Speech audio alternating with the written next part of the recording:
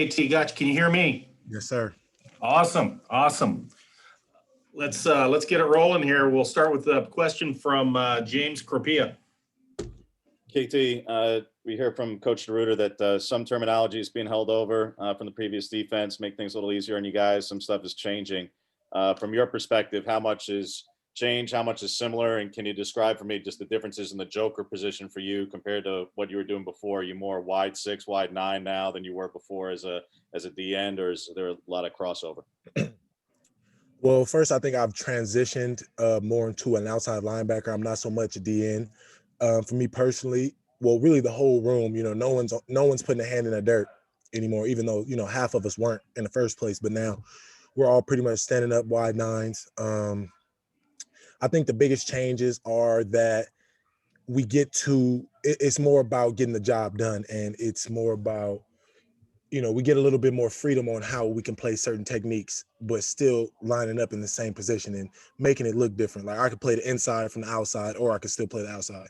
So it kind of gives you, a little more breathing room. Ryan Thorburn, register guard. Kayvon, when we first spoke with Tim DeRuyter, he mentioned that he would lean on kind of his experience working with Von Miller at Texas A&M in terms of coaching you. What goes through your mind when you hear that comparison, and what's your first impression of how the transition's going through 3 practices? Well, honestly, I think it was great just because, once I really took pride in pass rushing, Von Miller's the premier guy to look at. Even though I have a different body type than him, he's a technician when it comes to it. So, but even before I met Coach DeRuyter, I was still watching Von Miller. I was still learning, watching it. And then when I met him, I just had to go back and watch that Texas A&M tape, and see what he was doing. But just as far as me personally, I've been, working on standing up, working on my get-offs. Everything now is from actually like a linebacker position, linebacker stance, linebacker, type mind. So I've kind of just been transitioning into actually learning the whole scale of the coverage, not just being a D lineman, but, there are instances where I still do play DN and I still do play, the B gap or the 4-eye. But for the most part, yeah, I've been learning the coverage side of it, the, more pass rush techniques, getting out of a 2-point stance and changing my feet and, different moves and stuff like that. Eric Scopel, 247 Sports. Kayvon, how much experience did you have playing an outside linebacker position, like in high school, maybe in youth ball, and how much of an adjustment is it just playing standing in terms of just getting? I mean, that seems like it's a small thing, but it is different, right? Yeah, it's a lot different. I mean, for me, I could never, like, tackling in space, open field tackling has never been one of my strong suits. But now I got to hone more into it, just being off the ball, having to come up and make tackles, short stride, long stride. The great thing is I've always been athletic, so I still do the drills that suffice for linebacker. I still am able to do all of the drills. And, I've been working on those my whole life just because I've been this big. But, yeah, I think for me, playing DN kind of, it didn't put me in a box, but it did, because it kind of like dumbed down my technique and dumbed down my footwork and dumbed down everything that I was doing. So now I can kind of, all my off-season work is actually being put to use and being put to work, with the coverage drops and the different techniques I can do. AJ Jacobson, Rivals. KT, Coach DeRuyter was saying he wanted to find a way to use the full range of everything you could do, not just as a pass rusher, but everything. How do you like the way this defense is kind of transitioned with its use of you, with what you've seen so far under Coach DeRuyter?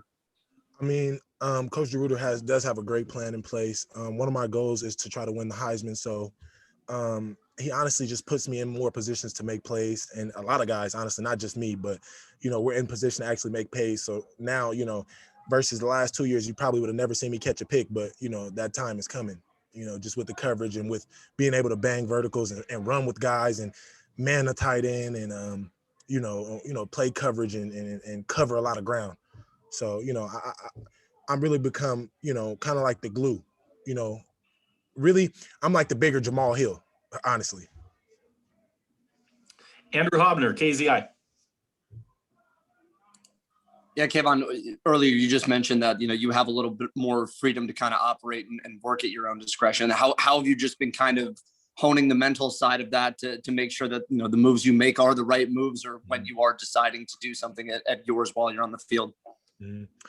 Well, one thing that we have to focus on a lot is our keys and our basically, like Verone said, our adjustments. So for me, one thing we do now a lot that we didn't do as much was we change our alignment and we change, what we do depending on the sets of the offense. So, for me right now, it's kind of just really just replaying it and going over it on what am I doing versus, this formation versus, a two-back set versus a back to the boundary, back to the field, tight end, split zones. It's a lot of football terminology, but, just basically honing in on what I have to do versus, the offensive formation. Max Torres, Ducks Digest. Kayvon, one of the stories of this team, I feel like when we're looking at the defense is, you are the premier pass rusher, but I think what can really take the team to the next level is getting another pass rusher. Are there some guys that you think might be in a good position to do that this spring ball? The whole D line. I mean, from Brandon Dorless to Christian Williams to, I mean, you got the paper, all of them. I mean, everybody is firing at all cylinders. If you ask me, I feel like this is the best defense, the best team that probably Oregon has ever seen. A lot of guys are coming back and a lot of guys they came back already and they're filling in and they're stepping up and they're not just, stepping into the role, they're fully embellishing it and fully being the exemplar of, the techniques and what we need to do. So honestly, if I could bet on it, I would say we would have multiple guys in the D-line for the D-line of the year or the defensive players of, the conference. Matt Preem, 247 Sports. Yeah, Kayvon, Verone really talked up the competition in spring ball right now. You've been through a couple here at Oregon. How would you describe the competition level right now in camp?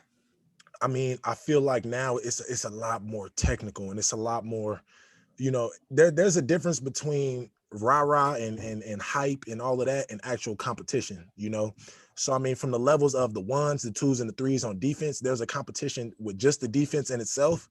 And then there's that offense and defense competition. So, I mean, when you come off, just for example, when I run off the field, I instantly have a guy, a younger dude, Braden Swinson, anybody either correcting me or telling me what I could have did or, vice versa. When they come out, we're instantly helping each other and figuring out how we could be better and how we can improve or what we did wrong, whether it's running to the ball or, thudding up, whatever it is, we're making the little adjustments and little critiques as we go, and we're playing fast, we're playing physical, and we're having fun. James Carpia, Oregonian. KT, you touched on it a little bit, but just how many more personnel packages does Coach DeRuyter have, and who else is working with you at the Joker, and who's at the Sam? It's a lot of us right now in our whole room. The Joker and the Sam in one. I mean, it's me, Adrian Jackson, Jade Navarrete, and then on the other side we got Mace Funa, we got Jake Shipley, we got Trevin May. Who else we got? Yeah, we got a lot of guys, and honestly, the development of our depth is going to be our biggest asset, this spring. Eric Scopel, 247 Sports. Kayvon, what was the origination in terms of playing more outside linebacker? Was that fully Tim DeRuyter comes to you and says, hey, I see you fitting this way better, or did you have some input and kind of maybe playing standing a little bit more than with a hand down? I mean, it wasn't necessarily like him telling me that I had to play the position or me telling me I wanted to play the position. It was just kind of the smartest thing for me, in a sense. I'm a body type. My body will probably get to 260 at most. I would never be like a 270, 280 type guy.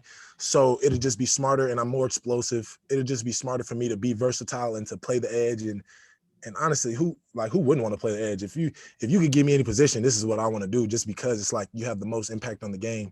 And it takes I feel like playing this position, it takes how do you want to say it? It takes a leader, and it takes somebody who's when the back is against the wall, can figure it out and can keep playing and can bring it. So I feel like that I've learned a lot, and I've been able to step into this position and actually, be a leader and really help my team and be the light through that dark tunnel, to help us get out. So, I mean, it was just a group effort, a group idea. It wasn't anybody in particular. Question goes to Max Torres, Ducks Digest. Kayvon, I know it's a little bit a ways away right now, but a lot of people have the Ohio State game at the Shoe circled on their calendar. You guys have kind of been playing some big teams to kind of see where you measure up. What do you think is going to be the biggest key for you guys to kind of, really come to play in that game? I mean, once you watch enough football, you'll learn the line of scrimmage wins the game. So whoever wins the line of scrimmage is going to win the game. And that's just, even if they end up throwing the ball the whole game, whoever wins the line of scrimmage is going to win. So that's kind of my take on it. It's marked down on my calendar too. But we got to start with game one. So we really got to start with practice tomorrow. So, Awesome, KT. Appreciate your time. Yep. Thank you. Try to get you back out here later in the spring. Yes, sir.